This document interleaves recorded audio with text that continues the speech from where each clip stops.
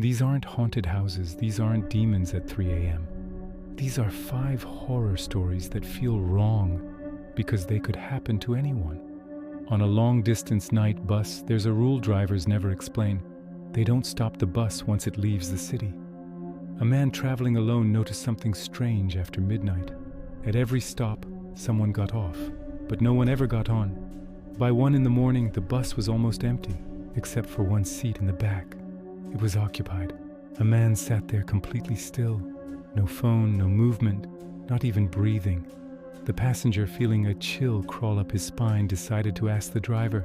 He walked to the front and whispered, "Who's that in the back? He hasn't moved an inch."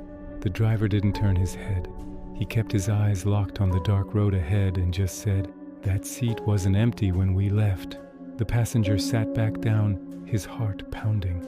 He tried not to look, but he could feel the presence from the back of the bus. At the final stop, the bus emptied completely. Everyone filed out into the pre-dawn quiet, but the seat in the back was still occupied. The driver turned off the engine, plunging the interior into near darkness. He opened the doors, letting in the cool morning air, and said quietly, just loud enough for the last passenger to hear, "You can get off now. He can't follow unless you look at him." No one ever found out what happened to the passenger who turned around. Next, we have the voice test. A university psychology department ran an experiment on voice recognition. Participants sat alone in a soundproof room and listened to a series of distorted audio clips. Their task was simple: identify any familiar voices. One student, a young woman, recognized her own voice almost immediately. She heard clips of herself laughing, crying, and whispering secrets to a friend. It was strange, but she figured they'd recorded her during preliminary interviews. But then the researcher played a clip she knew she'd never recorded. It was her voice, begging, a raw, desperate plea that made the blood run cold in her veins. She panicked and slammed the stop button. The test was immediately halted. Later that night, she received an email. It came from the university's research server. There was no subject line, just one audio file attached. With a trembling hand, she clicked play. It was her voice again. This time it said just 4 words. "They're getting closer." The university shut down the entire project 2 days later. The official reason given was corrupted data. Unofficially, several other student participants reported hearing their own voices whispering warnings from empty rooms just before the emails arrived. Now picture this. A woman moves into a new apartment, and from her bedroom window, she discovers something comforting.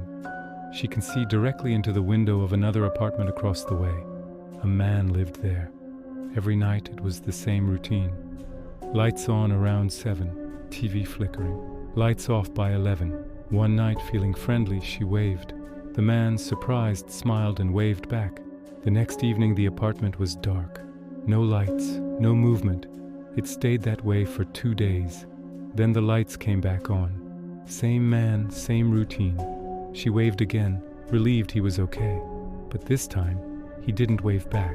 He just stood there and stared. An intense, unnerving stare that lasted until she closed her blinds.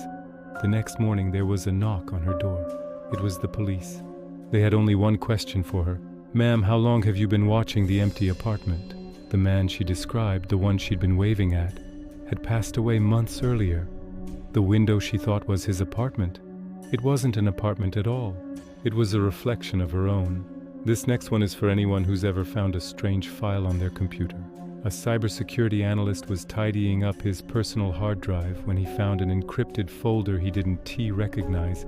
He hadn't created it. There was no timestamp, no file origin, nothing. Curiosity got the better of him, and he managed to crack the encryption. Inside there was a single file. The file was named after him.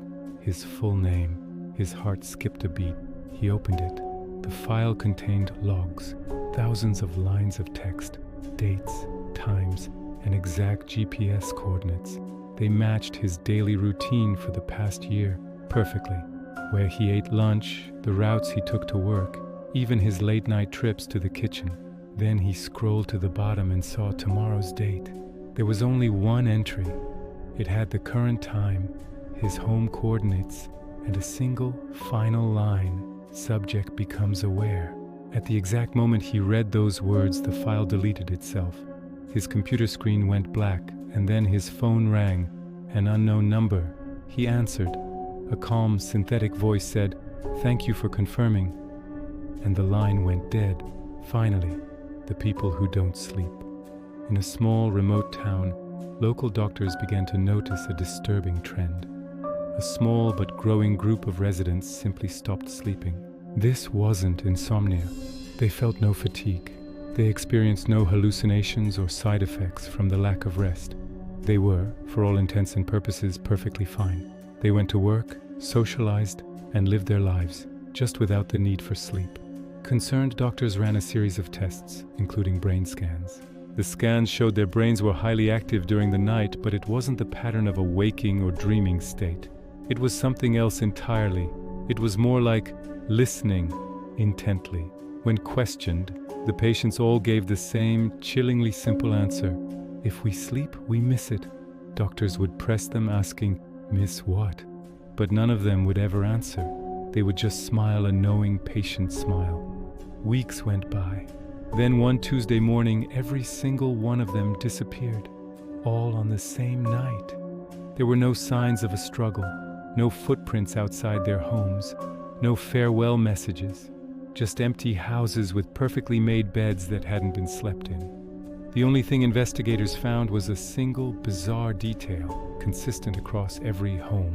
All of their bedroom windows had been left wide open, all facing the exact same direction, toward the dark, silent woods at the edge of town.